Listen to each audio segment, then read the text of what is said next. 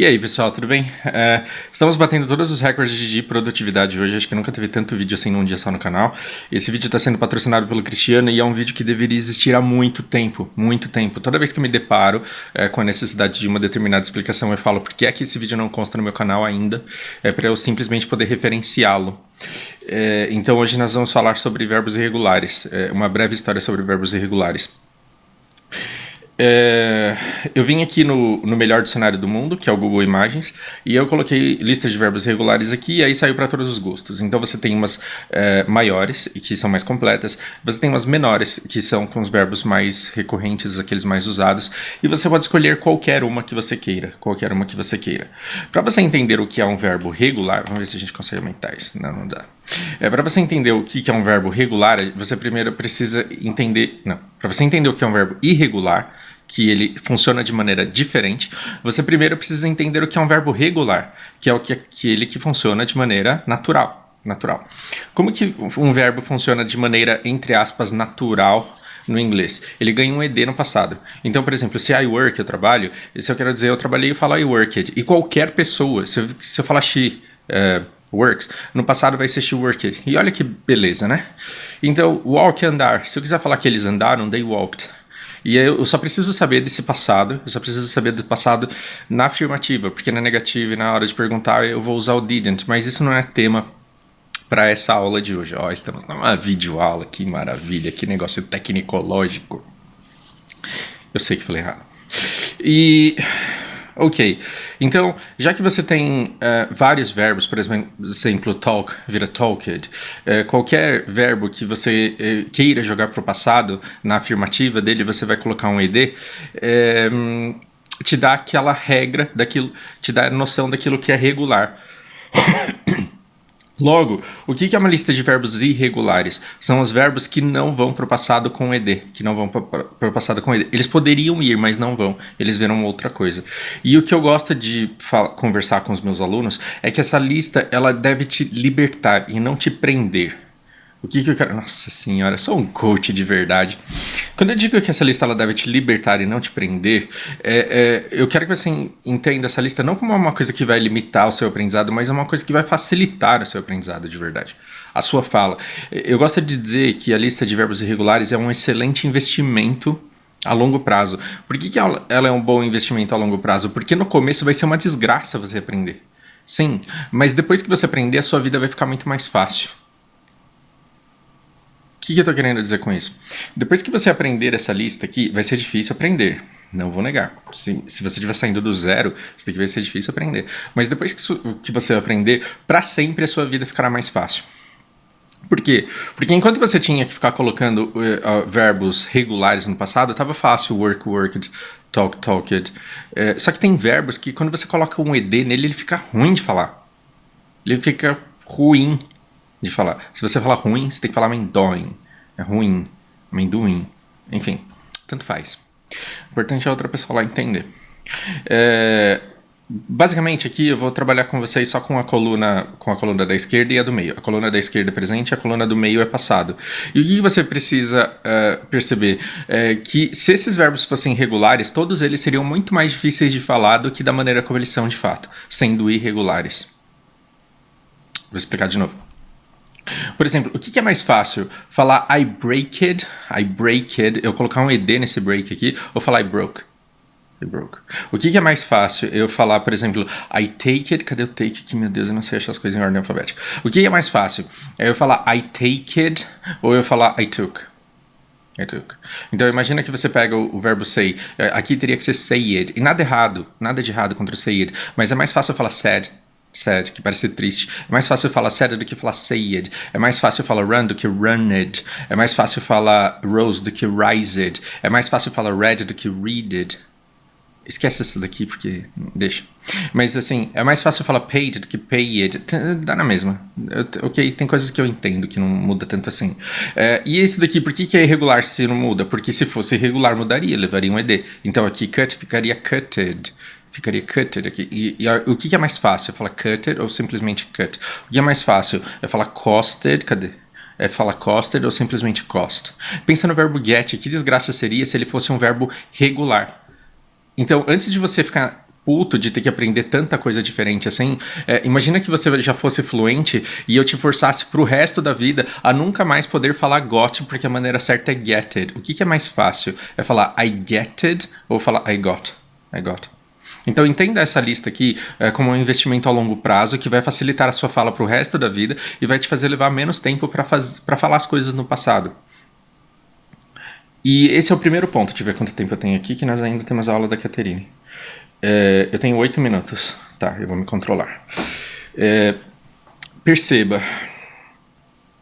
Como é que você vai estudar essa lista? Não perca tempo estudando essa lista como se ela fosse uma lista de palavras que você precisa decorar. É a mesma coisa de você pegar 200 usuários e 200 senhas e querer decorar a senha de todo mundo, sendo que você nunca vai usar a senha deles para nada. O que vai acontecer? Quando você terminar de decorar o último, você terá esquecido o primeiro. Você não aprende essas palavras fora de contexto. Você não aprende essas palavras fora de contexto. Então, como que você estuda verbos irregulares? Não é pegar o bot aqui... Não é pegar o bot aqui e ficar falando by bot, by bot, by bot, by bot, porque você vai ficar repetindo isso infinitamente e essas palavras elas estarão fora de contexto e você só aprende palavras dentro de contextos. Dentro de contextos. Então, como que você vai estudar essa palavra? Você vai pensar em todas as coisas que você comprou. Você mesmo. Todas as coisas que você comprou e todas as compras de outras pessoas, de amigos, da sua família, que foram relevantes para você. Então, por exemplo, você vai falar Yesterday I bought a piece of cake. Eu comprei um pedaço de bolo. E lembra de outra coisa que você comprou e que te fez bem, né? I bought a new game. I bought new shoes. E aí eu comprei novos sapatos. E assim, aprenda a dizer que você comprou coisas para outras pessoas em inglês. Para quem é que você gostaria de dizer que você comprou um novo celular? Para quem é que você gostaria de dizer que você comprou uma roupa azul?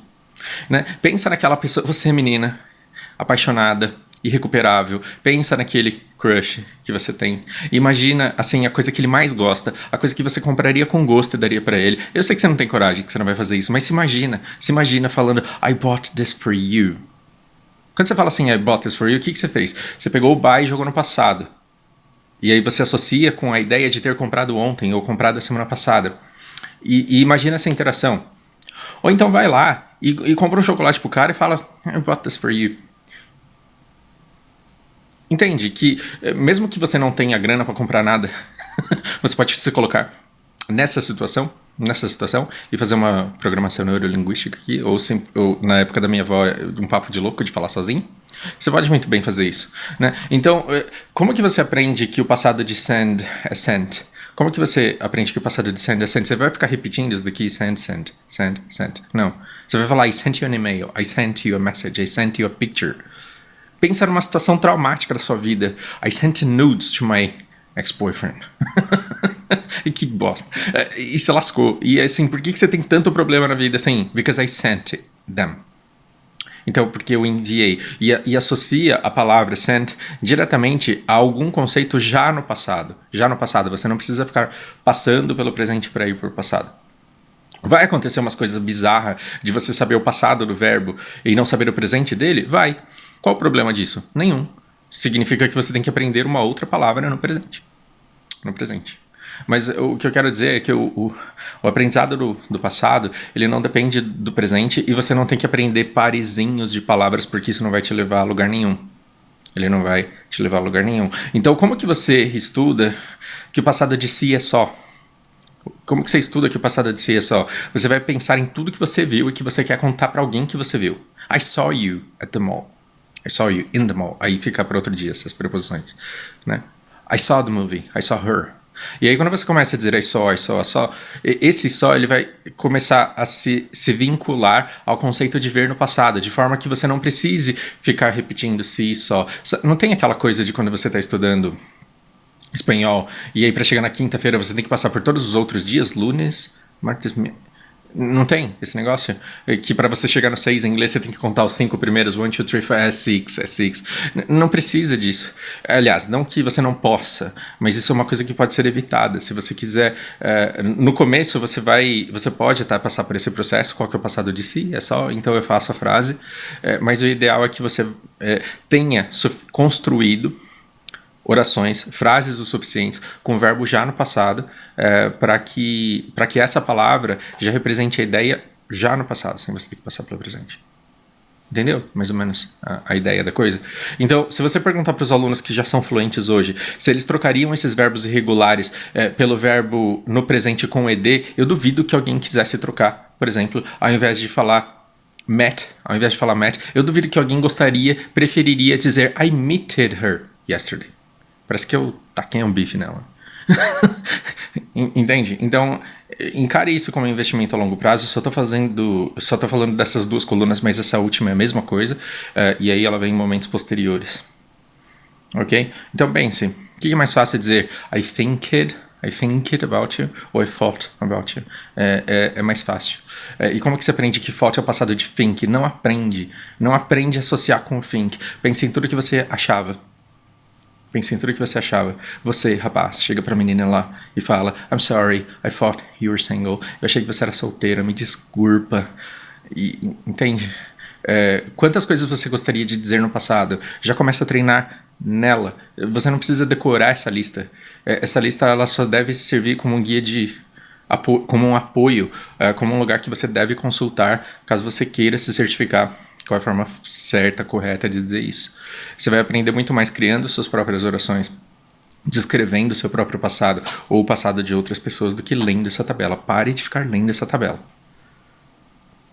Consulte só quando você precisar. É isso aí, agradeço ao Cristiano, a gente se vê na próxima.